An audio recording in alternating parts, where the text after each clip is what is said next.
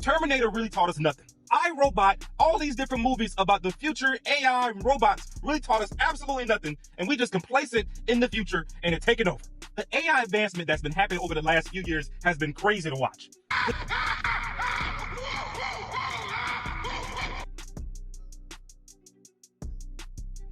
Hey, easy. I'm just delivering packages, man. You have the right to remain silent. Anything you say can and will be used against you in a court of law. I didn't mean no trouble. They said I was too slow, but I can't moonwalk on wet. All right, so let's talk about Sora 2. If you've been keeping up with my recent videos, you know I've been covering a lot around AI lately. We've talked about the AI R&B artist who signed a multi-million-dollar record deal, and before that, people's reactions to Google VO2, how half the internet was amazed and the other half was calling for limits. And now we're here with Sora 2. And once again, the conversation has split right down the middle. Because yes, it's impressive, but there's also a lot of concern around what's happening, how it's being used, and where this is all headed. Now let's be honest, the visuals are next level. The movement, lighting, and realism look straight out of a movie studio. It's so convincing that some people are struggling to tell what's real anymore. And that's exactly why the reactions have been so mixed. What type of bullshit is this?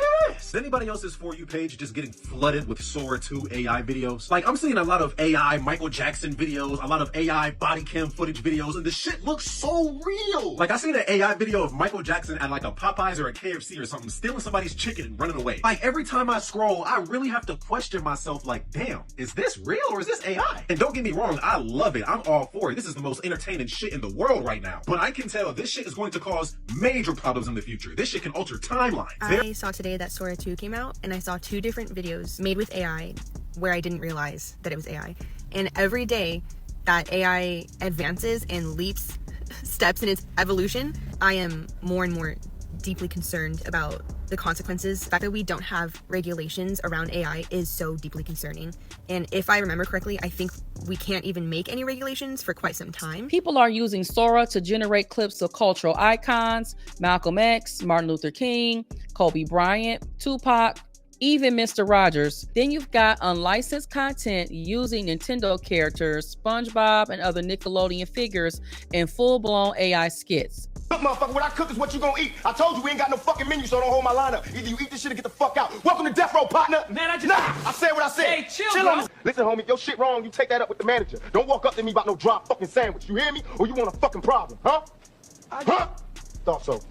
What's up, everybody? It's Mike, and tonight we're giving you the smoothest vibe in the game. This is our brand new Smooth Berry Thrillers in. I'm bringing the heat with Mamba Mint. Cool, clean, and clutch. Just like we like it. Only while we're live, so hit that. Yo, Mr. Rogers, people are making AI videos of us. That's wonderful. Are they neighborly?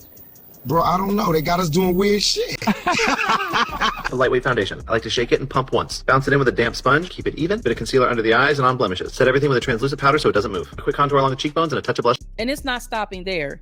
Disney and Universal have actually filed a lawsuit against Midjourney, the platform that lets people create AI art, claiming users were able to generate and distribute images and videos of their characters without permission. They called it a bottomless pit of plagiarism, saying it allows anyone to basically recreate characters like Darth Vader, Shrek, and Minions with no license or control. So this isn't just a creative gray area anymore. It's becoming a full-on legal and financial fight. The fact that copyright laws is setting up to be the axe that comes down on the head of this AI bubble, and not the fact that AI is stealing people's work or killing the planet at an increasing rate, is both ironic and hopeful. Let me explain. OpenAI's Sora 2 is just TikTok for boomers. It's AI slop with the foundation being stolen work from IPs, franchises, and general brands. Now, they tried to create an opt-out system, claiming that if the companies don't click the opt-out button, then they get to use their brand in this TikTok AI slot machine thing.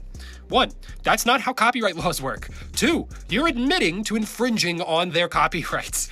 And 3, this is going to be billions to possibly trillions of dollars in lawsuits for them. Japan is officially asking OpenAI to back off when it comes to using manga and anime characters in its AI model Sora 2 in a formal letter the government issued the tech company.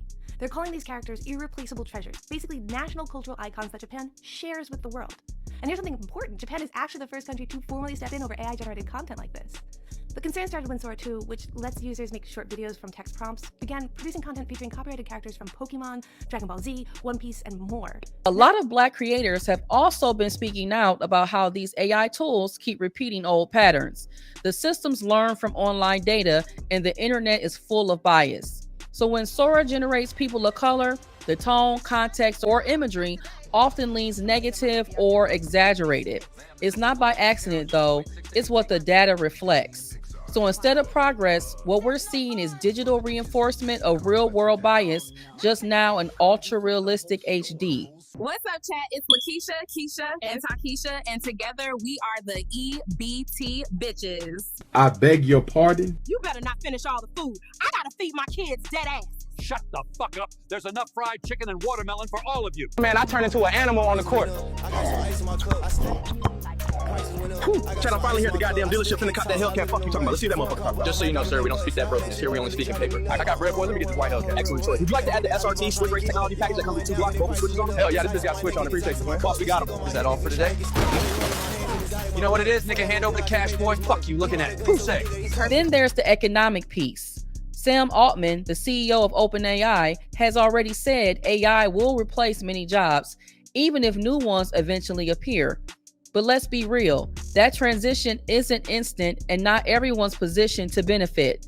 Black Americans already lead in unemployment numbers, and the rise of AI automation adds another layer of uncertainty. When companies start choosing machines over people, the question becomes, who's being left behind in this so-called innovation wave? Meanwhile, the front page of the Wall Street Journal has some new reporting on the wave of white-collar layoffs, with major companies like Amazon, UPS, Target announcing cuts, slashing thousands of corporate roles. In their statements, companies cited in part growing pressure to operate more efficiently and to embrace the use of artificial intelligence. I cannot stress to parents, to students, to anyone who's in a job that could be imminently affected by AI, what a big deal this is. You have all of these companies basically saying they're either laying off employees or that they're dramatically slowing hiring over the next year because of automation and because of AI. At the same time, you had this company, Mercor, a couple days ago, raise money at a $10 billion valuation. It's a 2-year-old company started by and run by 22-year-olds who were college roommates and then dropped out not long ago. What that company does, and the reason it got such a high valuation, is it basically pays doctors and lawyers and other professionals to train AI to basically do their job,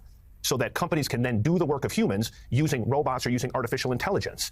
This is unfolding very fast in talking about. I don't think most workers realize what's happening. In our piece, we linked to this report by Microsoft that was done this summer that shows you all of the tasks and all of the jobs that are most vulnerable. If you're in one of those jobs, or if your kid is going to school and considering those professions, you've got to be thinking about this. You have to be thinking about, how can I do that job if artificial intelligence can do it for free or do it better? In some cases, it can make you a better employee, but it might force you to think about doing something differently. And I don't think politicians are leveling with the American people. They're not talking about the extent of what's going to happen over the next 3 years. That doesn't mean AI couldn't be a massive boom like other technologies over a long horizon. But in the short term, it's really hard to see how a lot of people aren't going to end up struggling and trying to find a new job, especially if you're entry level coming out of college.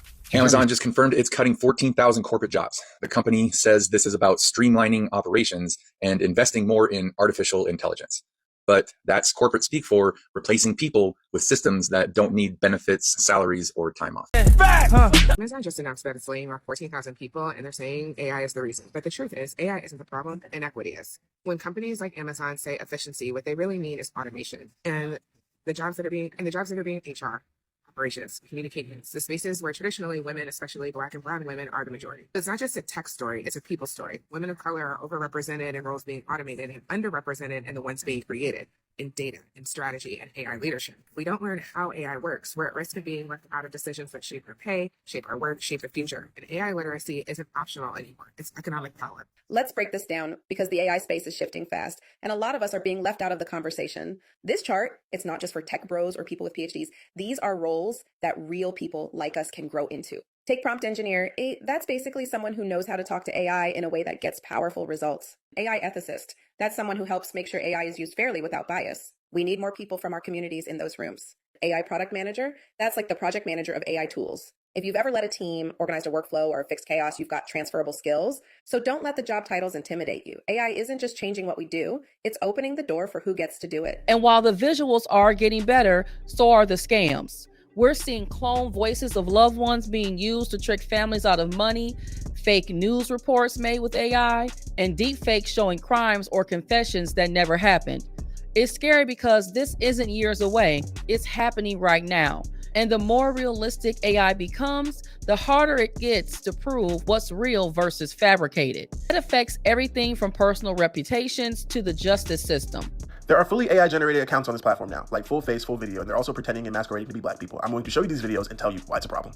Everybody's talking about the DoorDash girl. I was looking at certain videos and I came across this one. I saw the original video of the DoorDash girl, and I'm a little bit confused now that I woke up and see everything that's happening. When I saw it, I said, hey, I understand why DoorDash, well, I guess fired you, and why you're blocked from the app. Now, as for the guy. That's a little weird, right? Why are they saying the same thing in a very similar tone and a very similar cadence? Is there a script? Is somebody copying somebody? Or is that video on the right fucking AI? Is it AI? And not just that video, her entire fucking page is artificial intelligence generated video. Okay? Now, when you look at the page, you can kind of tell. It's just gibberish. There's no like links or anything, no name. But when you just scroll by these videos, it's pretty hard to tell unless you're really paying attention to how she speaks. I watched this video like 15 times before I realized it was AI. And the thing that gave it away, I legit watched this video like 15 times before I realized it was AI. I think that's the original one. I'm pretty sure that's the original one. Oh, but it's not just her. No, please tell me you've seen that video of the bride saying, you can't hurt me. This is what my mother-in-law bought to wear to our wedding. And baby, it was a whole wedding gown. No, please tell me you've seen that video of the bride saying, you can't hurt me. This is what my mother-in-law bought to wear to our wedding. And baby, it was a whole wedding gown. So let's break this down. On a major level, people are making videos and content, and the AI is just kind of downloading that video, transcribing it, and then generating a fake person, and then another fake video in the background, by the way. If you do notice, those last two clips had two different videos in the background, and then even the train one was different from the original one that I had showed you. So they're also now generating a fake video of that in the background, and you really can't tell the difference. Not only are they, like, you know, stealing content and farming whatever, and, you know, now this account has 200,000 fucking likes from just stealing content. Sure, whatever. Think about the fucking implications of what you just saw. Okay. That part. This is AI. Allegedly. If you've seen this ethereal, charming black man pop up on your For You page asking for donations to save his black-owned farm, I'm here to tell you and break the bad news to you that this is an AI scam. Or perhaps you've seen this guy, a little bit more convincing. Looks like he could be some of my kinfolk. Also AI. Now, I don't know what capacity it is artificial intelligence. They could be using real people's faces. We may never know, but just know that this is AI. Now you might be asking, Chelsea, how do you know such thing? Naturally, I was born a skeptic. I think everyone's fucking lying. But I also like sneakers. And this girl on this horse, her right here, she doesn't have checks on her panda dunks. They look a little off to me. And speaking of shoes, why are the horses on this shoe glitching? And why are the legs getting smaller? Artificial intelligence, people. And take a look at her scissors and the thread that she's cutting. Something is off there. Am I wrong or am I right? And why is her arm glitching and falling out of frame so quickly?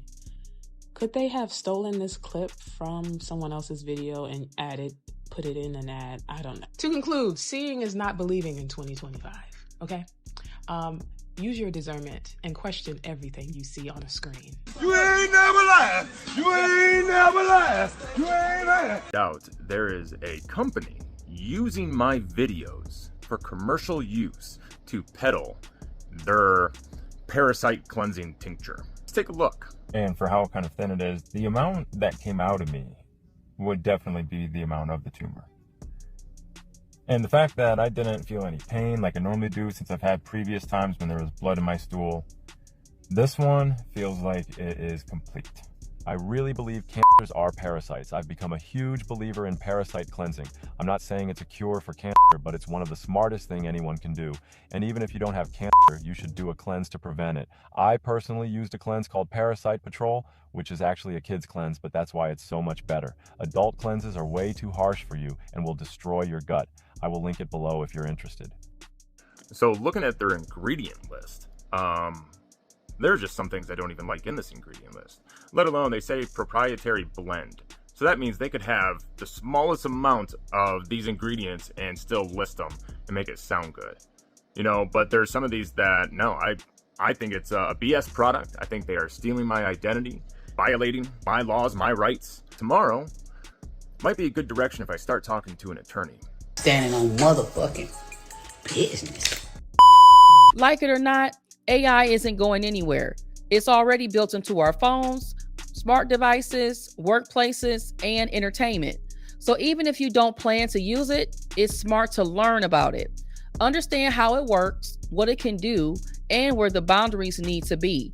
Because being informed is the best protection against being manipulated, misled, or left behind. So when people say they're worried about Sora 2, it's not just about the tech itself. It's about the bigger picture. The bias, the disrespect of cultural figures, the job displacement, the scams, and how fast this is all moving with little oversight. People aren't afraid of innovation, they're asking for accountability. Because right now, it feels like AI is growing faster than the ethics or policies meant to guide it. So what do you think? Are people overreacting, or are these valid concerns that deserve more attention? Drop your thoughts below, because this isn't just about technology, it's about where society is headed next. Like this video, share, as well as subscribe to the channel, y'all, and I'll see you in the next video. Peace.